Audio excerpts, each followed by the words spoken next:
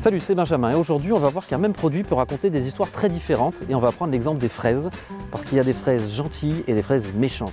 On a décidé de creuser le sujet. Éric Lesage, qui est responsable de ruches dans le Nord, à côté de Lille, nous a invités dans sa région à rencontrer deux producteurs différents, des producteurs de fraises. D'un côté nous avons Cédric qui fait des fraises en plein champ, de l'autre nous avons Dominique qui fait des fraises dans une serre chauffée en hors-sol. On est allé leur rendre visite pour voir quelles étaient les réelles différences entre ces deux modes de culture.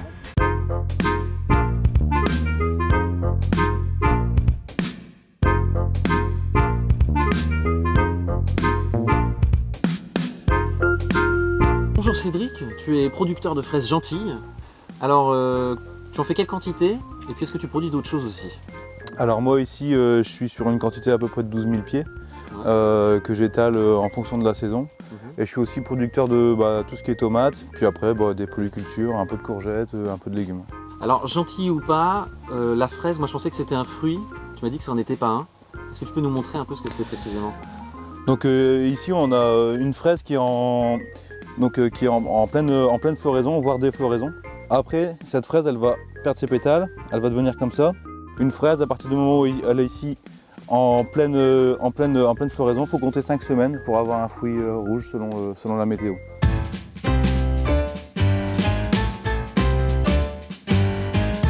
Cédric, toi tu utilises des serres que tu ne chauffes pas, c'est juste des bâches plastiques. Comment ça fonctionne? Surtout que tu as une grosse serre et puis tu as des petites serres. Quelle est la différence? Alors, en grand tunnel, c'est plus pour hâter la production. On a un plus gros volume d'air, donc l'air emmagasiné est plus important. Ça refroidit moins vite, tandis qu'en petit tunnel, ça chauffe beaucoup plus vite. Par contre, dès que le soleil s'en va, ça rafraîchit. Le deuxième atout d'un tunnel plus petit, pour moi qui essaie de décaler au maximum les productions, c'est que j'ai qu'à ouvrir comme ça de deux côtés. Les fruits sont protégés de la pluie. Et en même temps, l'air circule, on a une température ambiante. Ça fait un peu comme un parasol ou un parapluie. Alors ici, on est sur une fraise de type de saison. Donc c'est une fraise qui va produire, qu'on plante au mois d'août, entre le 15 et le 20 août, qui va produire soit mai ou juin. Globalement, la production, elle dure un mois. Éric nous disait les deux spécialités de la région, c'est fraises et endives. Ouais, en fait c'est lié parce que les gens, c'est lié au contexte local. Parce qu'on avait une coopérative qui était située à Sizouin, donc juste à côté, et tous les producteurs faisaient de l'endive. Mais grosso modo, l'endive, ça va de septembre à mars. Ouais. Et donc les agriculteurs n'avaient plus rien à faire après. Donc voilà, c'est là qu'ils ont les occuper pendant l'été. Donc c'est comme ça qu'ils ont commencé à faire de la fraise.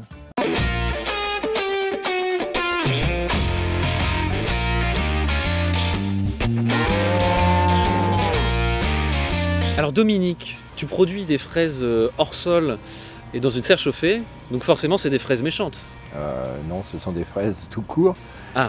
Disons qu'elles sont chauffées grâce à la méthanisation, que la chaleur qu'on produit permet de nous chauffer notre serre. Elles sont bien sûr suspendues dans des pots, mais remplies de tourbe.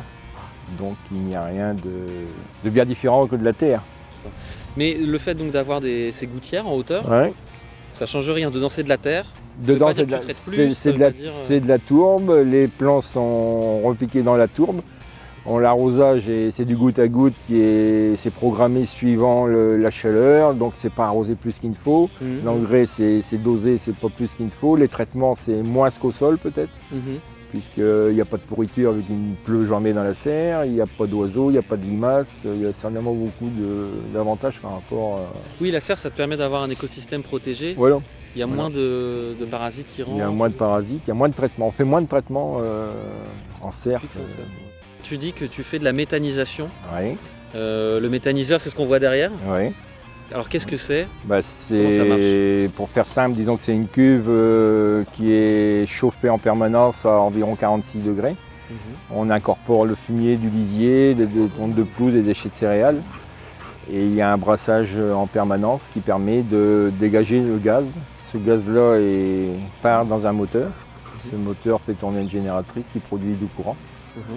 Et en même temps, ça produit de la chaleur qui s'en va dans la serre à fraises, dans la nurserie, et tous les chauffe-eau aussi sont branchés grâce à ce système-là. Ce qui était intéressant aussi, c'est d'avoir des fraises un petit peu de bonheur. Ouais. Quand il n'y en a pas sur le marché, Et en principe, les fraises, enfin c'est pas en principe, les fraises sont vendues au détail, quoi. D'accord. Donc c'est ça aussi le but, quoi. Rechercher de rester sur une production limitée et vendue en direct et cueillie nous-mêmes. Toi, la fraise, c'est un peu un à côté? Ouais, voilà, ça a été fait, la serre, si on n'aurait pas eu le méthaniseur, on n'aurait pas fait une serre comme ça, hein. Ouais. Non. Pour la chauffer au gaz, c'est pas la peine, quoi.